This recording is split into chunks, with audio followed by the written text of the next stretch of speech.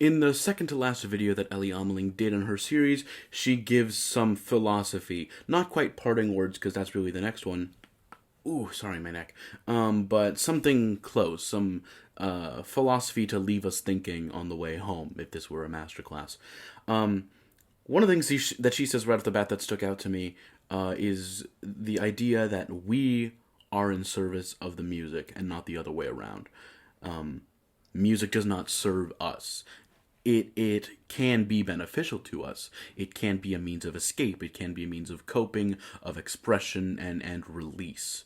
But we serve it. It does not serve us. We serve to get the message across, to take our emotion, the emotion that the music instilled in us, and pass on that feeling, the response, the emotional response to the audience. That's our job. She also says acknowledge your boundaries. If I could add something to that, acknowledge your boundaries, but strive to surpass them. I'm sure you can hear my dogs barking. Acknowledge your boundaries, but strive to surpass them, but also don't get frustrated when and if you can't. Earlier this year in my voice lessons, Professor Doctor and I discovered two things. One, my higher register is really starting to come in, and I'm able to almost chest voice, or full voice rather, a high C, which is astonishing, considering that 2 years ago I could barely sing that note. So that's indicative of real progress being made, but also the fact that my voice is now able to move incredibly fast. Eco di Dente and Cello is in my rep for this semester, and will probably be in my rep next semester as well. And that song is, parts of it are pretty easy, but there's others that are really rough. But it's not for a lack of knowledge, and it's not for a lack of skill at this point in my life. It's literally because it's for a lack of age, frankly. I'm at the point where I know what I want my voice to do, and my brain knows what should be happening. But my voice isn't old enough, it's not stable enough to be able to do those kinds of things reliably.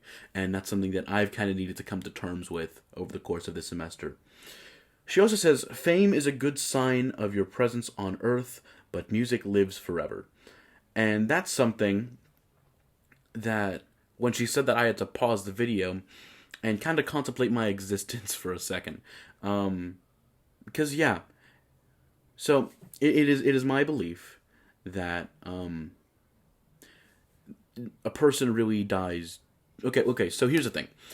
I'm kind of like between the idea that a person dies twice and that a person never really dies. What I mean by that is, I forget who originally said this, but the idea behind having two deaths is there's one when you actually die and then you're buried or you're cremated or whatever happens, whatever you want to happen to your body after you die. And then the second death is when the last person on Earth says your name or remembers you. It's kind of like in Coco, to bring a Pixar movie into this, but that concept of being remembered, as long as you're remembered, you're still here. But on the flip side, just by being here, you have an impact on people, and by you having an impact on someone, your impact will in turn impact the people that they run into. So it's kind of like a pyramid scheme, but no one's getting scammed out of money. It's just people being influenced by those around them.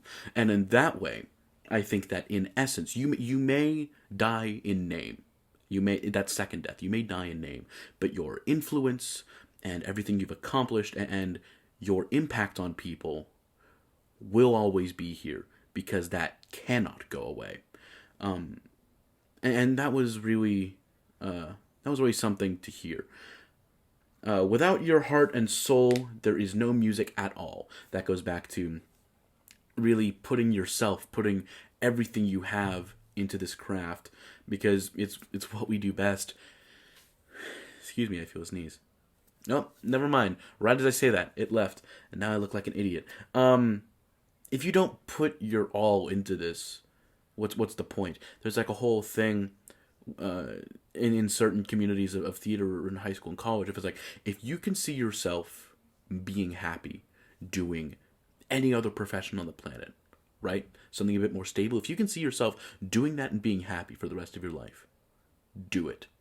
Because performance like this is really only for those who can't see themselves doing anything else.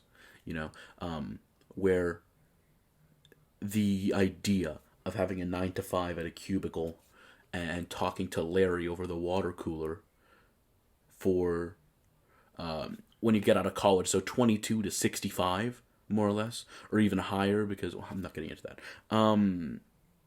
The idea of doing that for 43 years nauseates people. Nauseates us. And that's why we do what we do, because we can't imagine ourselves doing anything else. And we do this because we have something to say. And we need people to hear what we say before we die. We have something to add to the... cacophony is not the right word. To the symphony of ideas and concepts and thoughts constantly being thrown around in the musical community, in the classical musical community, in academia. We have something to say, and we think it needs to be heard, and that's why we do this. And we need to express that not only to each other musicians, but also try our best to express that to everyday people who don't have as much of a stock in this as we do. And that kind of brings me to the last thing that she said that stuck out to me was lose yourself, but don't lose control. Let yourself be fully immersed, but remain in control the entire time. So this was a really introspective one and a very interesting one. And I know the video was titled Philosophy, but my reaction in this response was a bit more philosophical than I was anticipating. So those are my thoughts on that.